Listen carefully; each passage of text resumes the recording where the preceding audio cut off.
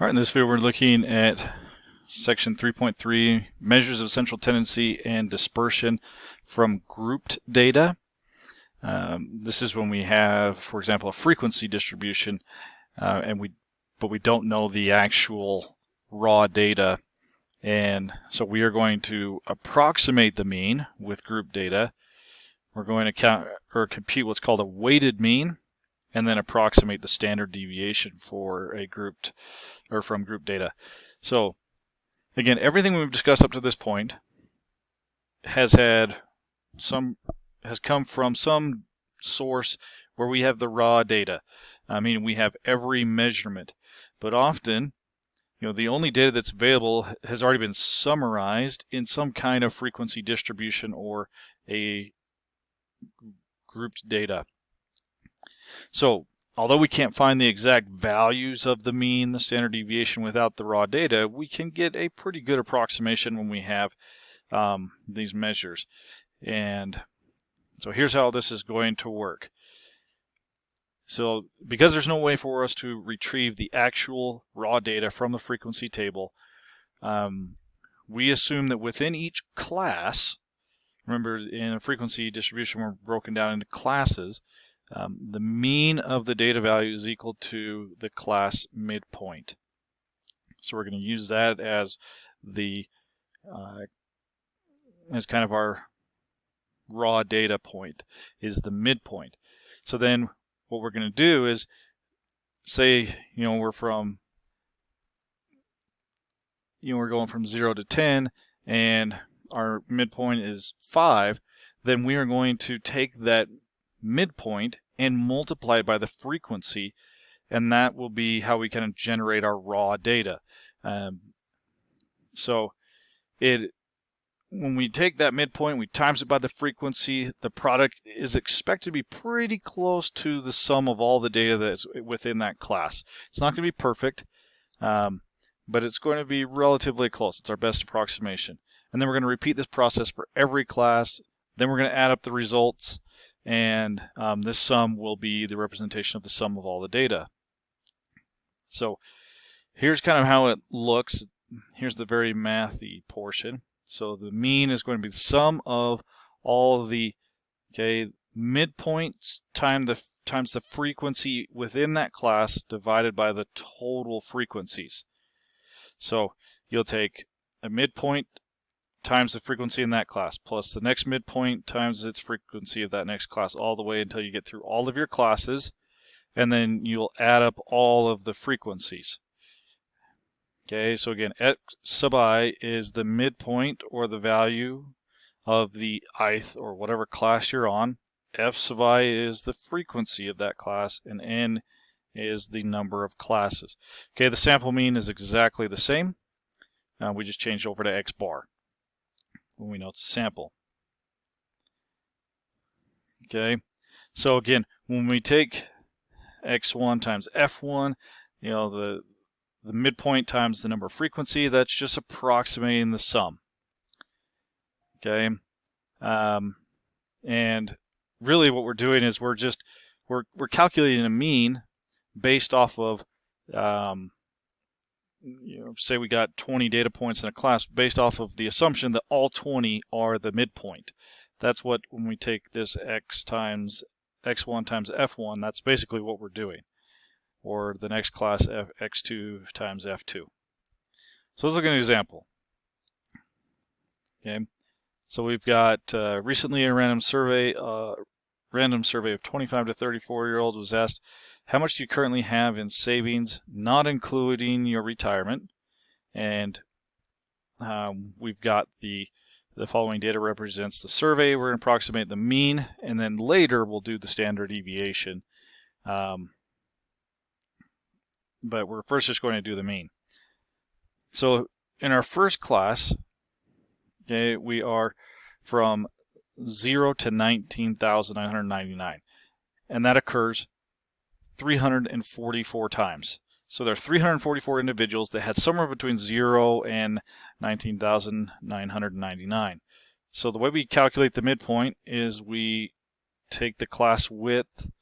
So that's just the difference between the two lower consecutive lower class limits and cut it in half. So the midpoint of this first class is 10,000, and then we times it by the frequency, 344. So for that first class, we assume that the raw data is 10,000 and it occurs 344 times. So then plus the next one, we're going to find the average, or the midpoint of these two, the average. So the midpoint there, you'd add them up, 60,000 divided by 2, that's 30,000. So then 30,000 times the frequency of 98 right here. Okay, and then plus the next midpoint, which would be 50,000, times its frequency of 52, plus 70,000, times its frequency of 19, plus 90,000, times its frequency of 13, plus 110,000, getting smaller here because I'm running out of room, times 6, plus 130,000, times by 2. And so that's all the sum. Then we divide it by the total frequencies. So 344 plus 98 plus 52 plus 19 plus 13 plus 6 plus 2. And when we do all of that calculation, okay, we get that this is equal to $23,221. So based off of our summary of data, the average person in this survey has $23,221 in savings. Okay. So again, standard deviation later. We'll get to this one later in the lesson. Okay, now we're going to look and see how we can do this in StatCrunch. And in StatCrunch, we're going to follow the information over here. So if we look at our problem in context, we're living in poverty. The following frequency distribution represents the age of people living in poverty in 2013 based off of a random sample of residents of the United States. Okay, in the frequency distribution, the class widths are not the same in each class, so make sure you pay attention to that. But we are going to approximate the mean, and we'll get the standard deviation from StatCrunch of a person living in poverty. For the open-ended class, for the 65 and older, we are going to use 70 as our midpoint. Okay. So here are the steps you're going to follow. So we're going to input the data, then we're going to go to stats, summary stats, group/bin data, excuse me, and I'll show you what we're going to do the bins in and the counts in, and then we need to make sure we check consecutive lower limits. So I'm going to come over here to StatCrunch, and here's my age, here's my frequency. Now notice here I've put 65 to 75 so that I get the midpoint there of 70. And now we're going to go over to stat, summary stats, down to group/bin data. Okay, the bins are in the age. Okay, so these are our groups. They're in the age. The counts will be in the age frequencies, what I've called it. And we want the midpoints to be by consecutive lower limits.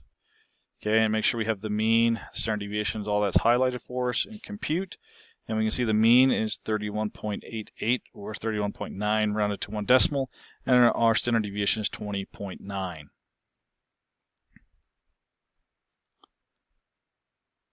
Okay, so we got,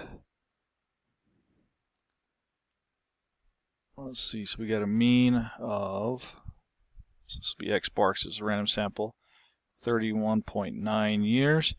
And we got the standard deviation, which would be S, was 20.9.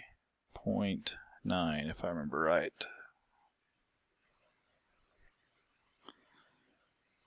Okay. Now, if we did not have StatCrunch, okay, then what we would need to do is we would take the midpoint. So we'd take 0 plus 18 divided by 2, that's 9. So you'd do 9 would be the midpoint of the first age group, times it by the frequency, 14,659, plus the midpoint of the next one. So you would add these guys together, cut it in half, 21.5 times 5,819, plus the midpoint of the next group, which is 30.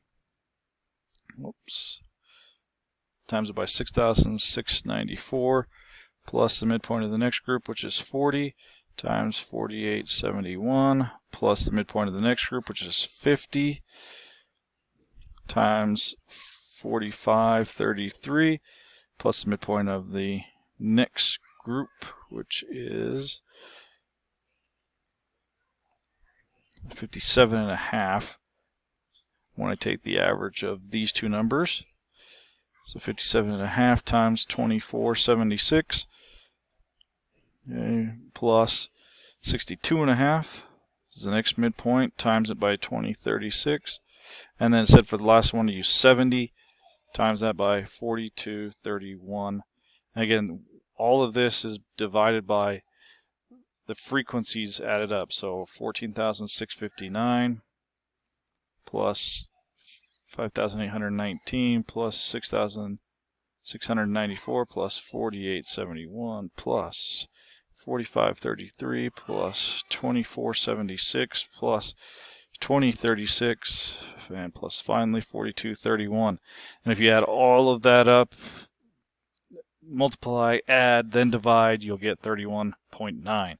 So you can see that StatCrunch really simplifies things for us when we're go on this route. But that's how you do it when you have just a frequency distribution. Okay, and I'll show you how we get the standard deviation here in just a bit.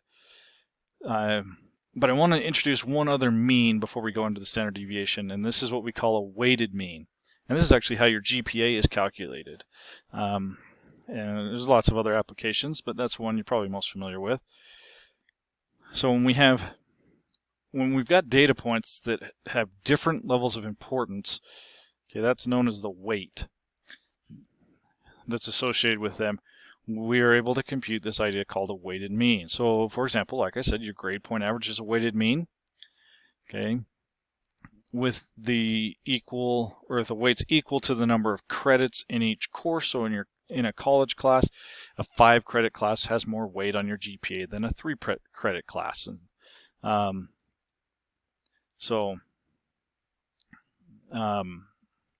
here's how we find this weighted mean.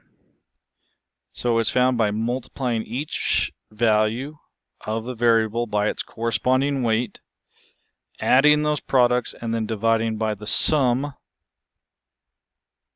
or dividing that sum by the sum of all the weights. Okay, so here's the very math-y formula. Okay, so you're going to take the sum of the weights times the value of the variable and divided by the total number of weights. So you can see here, weight 1 times its value plus weight 2 times its value, all the way till you get to the last weight times its value, and then divide that by all of the weights added up. Okay, so we're going to look at calculating the grade point average, but I'm running short on time, so we'll do it in a part 2, so stay tuned for that one.